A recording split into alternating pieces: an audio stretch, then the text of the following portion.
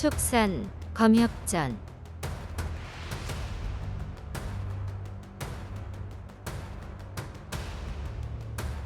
13화 마가선자 옥천과 만묘선고 허비랑. 주경우는 도법을 수련하러 벽사촌으로 향하고 법원은 지원군을 끌어모으려 오응보로 향하네.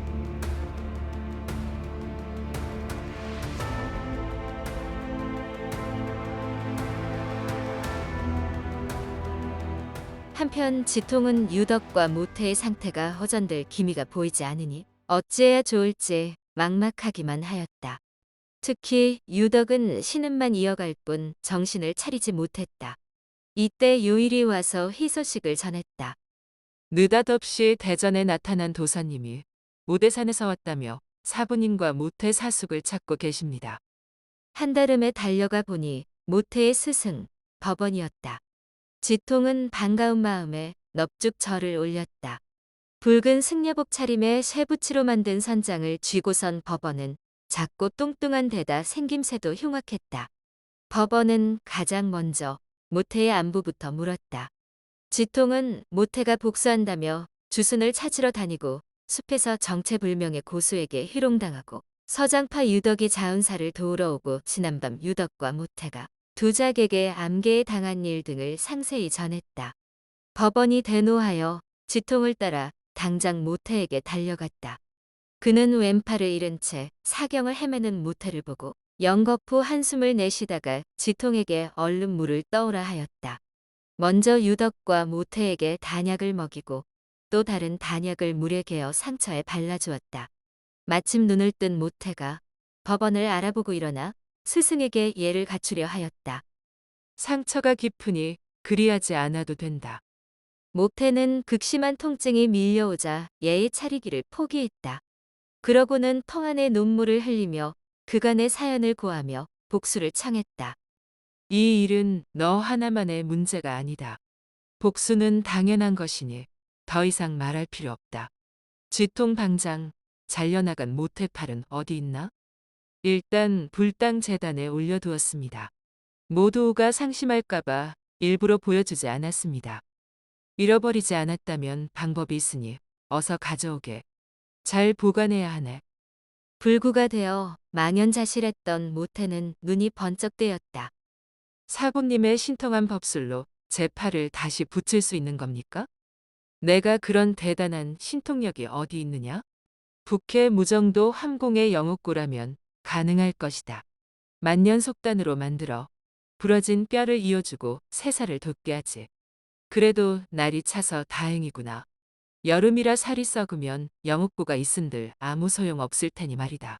피를 먹게 하고 근육을 보강해주는 아미파의 고본단이 있으면 좋으련만.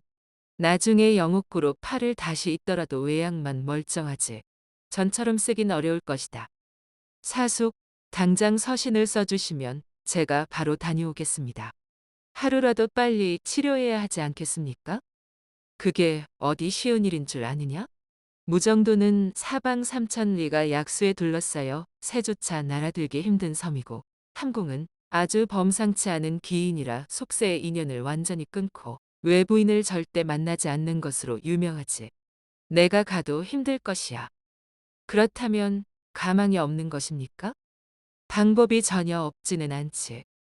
함공이 평생 거둔 제자는 영의수와 장비신마 정원규 단 두 사람뿐이다. 정파의 길을 걷는 영의수는 북해 빙원 영산에서 사부의 가르침대로 수련에만 집중하고 세상 일에는 관심이 없었다. 그와 달리 정원규는 뛰어난 실력으로 유명세를 떨쳤지만 악독한 성품 때문에 함공에게 인정받지 못했다. 10여 년 전 자초지종은 알 수 없으나 스승과 제자 사이에 문제가 생겨 함공이 비검으로 정원규의 목을 치려 했다. 영의수가 미리 눈치채고 정원규에게 도망가라고 귀띔하고 사부에게 따로 용서를 구했다. 함공은 영의수를 크게 꾸짖고 면벽 3년의 벌을 내렸다. 그 후 정원규는 이리저리 떠돌다가 운남 백만산 적신동에 오독천왕 열패다 문화에 들어갔다. 지금은 오독천왕의 명으로 공동산에 머물며 운남, 귀주, 섬서, 사천 일대에서 인재를 물색하고 있다. 정원규는 나와 뜻이 잘 통하는 사람이지. 예전에 도망칠 때 함공의 영약을 많이 훔쳐 나왔다고 하니 내가 직접 가서 도움을 청해 보겠네. 최근 아미파 놈들이 하나둘 성도에 모이고 있어 조만간 일이 벌어질 것 같습니다. 도움을 청하려 사방으로 제자들을 보냈는데 아직 소식이 없습니다. 유사형과 오도우가 아직 이 모양인데 사숙마저 안 계시면 어찌합니까? 어허, 그동안 수련을 헛했구나. 그 정도도 파악하지 못해서야 자네 사조의 영광을 되찾을 수 있겠는가? 생각해보게.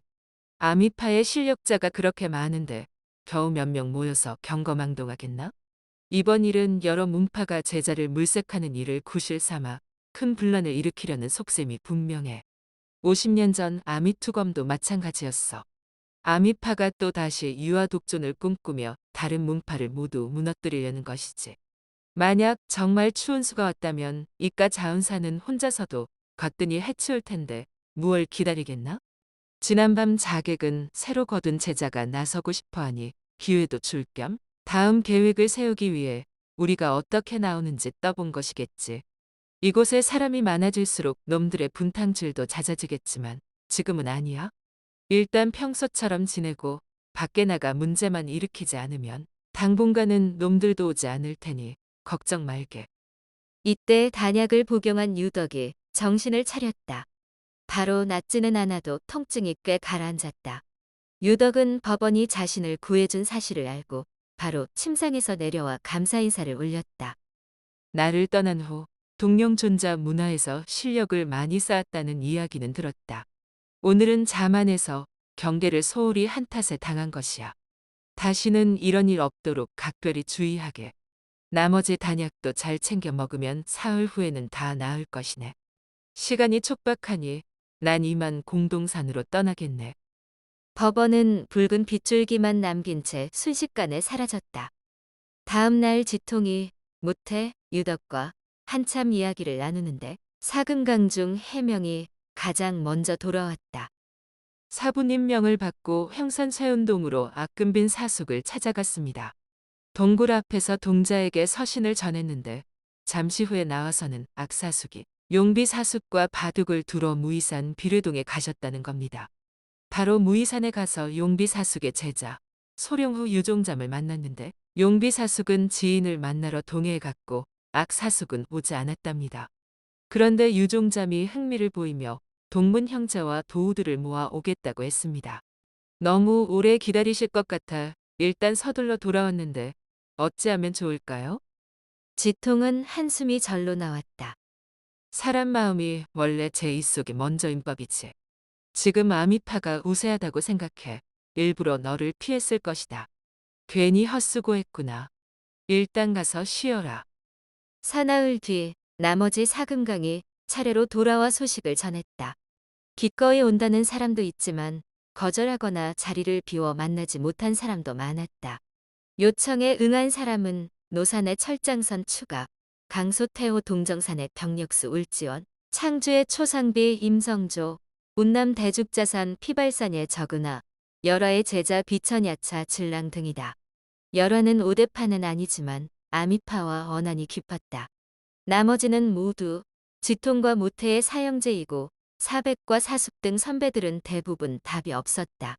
서장의 동룡도 일이 있다고 거절했는데 일이 마무리되어도 확실치 않다고 했다. 대신 그 수제자 유덕은 이미 왔다. 비천야차 마각은 도통 행적이 묘연했다. 지통은 머릿수는 적지 않으나 출중한 실력자가 없어 다소 실망스러웠다. 그래도 없는 것보다 나으니 아쉬운 대로 방법을 강구했다. 이틀 후 금광정이 마옹, 육호, 백진 등 제자들을 이끌고 돌아와 다른 사람들과 인사를 마친 후 신나게 이야기를 풀어놓았다. 자운사를 나서자마자 옛 친구 기등을 만나러 청성산에 갔습니다. 그 친구 사부인 외수 주매에게 도움을 청할 생각이었지요. 막 관연에 도착해 일학묘 앞을 지나는데 15쯤 된 절세 미녀가 중년 여도사에게 약을 사고 있더군요. 일단 기등을 만나야 하니 돌아올 때 잡아다가 방장에게 바쳐야겠다 생각하고 서둘러 청성산 근편에 백운관으로 갔습니다. 기등은 출타 중이고 도동 혼자 있었는데 곧 돌아올 거라는 말에 며칠을 기다렸습니다. 한데 기등은 깜깜무소식이고 마냥 기다릴 수 없어. 며칠 전 점 찍어둔 여자나 잡아와야겠다 싶었지요. 미리 사는 곳을 알아둔 터라 그 근처에 거처를 잡았습니다. 여자 이야기가 나오자 다들 귀를 쫑긋 세우고 집중했다. 그날 저녁 제자들을 데리고 나설 때까지만 해도 계집 하나 잡아오는 일이니 우습게 생각했지요. 한데 그 집 부녀가 무공 실력이 만만치 않아 진땀 좀 뺐습니다. 나중에 제자놈들이 밀리기에 안 되겠다 싶어 비검을 날려 아비놈을 죽여버렸습니다. 계집은 산채로 잡아야 하니 한참 더 애를 먹었지요. 옥신각신하다가 마웅이 암기에 맞고 손을 물리기까지 했죠. 겨우 잡았는데 제 성질에 못 이겨 혼절하더군요. 여자는 이불에 싸고 마웅을 둘러엎은 채 서둘러 마을을 빠져나왔습니다. 한 10리쯤 갔나? 갑자기 일왕묘 앞에서 약을 팔던 여도사가 길을 가로막고 여자를 내놓으라더군요. 급한 마음에 빨리 처리하려고 비검을 날렸는데 더 큰 화를 불러올지 어찌 알았겠습니까? 여도사가 차갑게 웃으며 가볍게 손을 흔들자 금빛 검광이 휙 날아와 비검을 쳐냈습니다. 여도사의 검광에 완전히 밀려 눈을 감고 죽기만을 기다리는데 한참이 지나도 조용하더군요. 가만히 눈을 떠보니 여도사가 우리 일행을 털끝 하나 건드리지 않고 여자만 데리고 조용히 사라진 겁니다. 여도사가 살생을 원치 않아 그랬던 것 같습니다. 그래서 미녀는 결국 뺏긴 것이요? 예, 밤새 공을 들인 미녀를 뺏겨 억울했지만 어쩌겠습니까? 그런데 성도로 돌아오는 길에 마각도장을 만나 여도사 얘기를 했더니 황산 오음보의 만묘선고 허비랑이라고 하더군요. 허비랑이 누굽니까? 오대파 최고의 실력자로 손꼽히는 영웅이지 않습니까? 알고 보니 황산에서 수련하는 이유가 아미파 동정을 살피기 위함이라더군요. 우리가 잡은 여자가 꽤 쓸만해 보여 목숨을 구해 은혜를 베푸는 척하며 제자로 삼으려는 것이 틀림없다고 했습니다. 우리가 살인 납치극을 벌인 덕분에 제자를 얻었으니 곧 모습을 드러낼 것이라더군요. 아직 본색을 감춘 채 아미파와 어울리고 있으니 꼭 비밀을 지키라고 했습니다. 우리 편에 이렇게 특출난 영웅이 있다니 정말 큰 복이 아니겠습니까? 이 이야기를 듣고 모두 크게 기뻐했다. 특히 유덕과 지통은 큰 시름을 던 표정이었다. 며칠 뒤 법원이 공동산에서 영업고를 얻어왔으나 시간이 많이 흐른 탓에 약효가 더디었다. 모태는 잘린 팔을 붙이고 약을 발라 단단히 동여맨 후 한동안 쉬어야 했다. 해명이 모태를 데리고 오대산으로 떠난 후 법원이 사람들을 대전으로 불러 모았다. 이번 대결은 평소와 크게 다를 것이네. 적이 나타나도 절대 당황하지 말고 침착하게. 물론 적을 약 봐서도 안 되네. 아직은 때가 아니고 지원군도 다 도착하지 않았으니 일단 기다리게.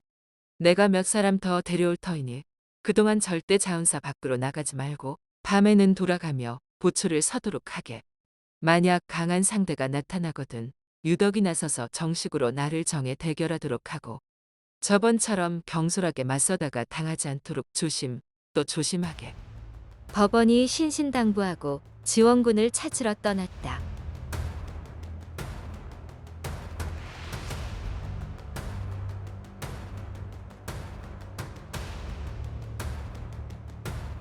다음 화에서 이어집니다.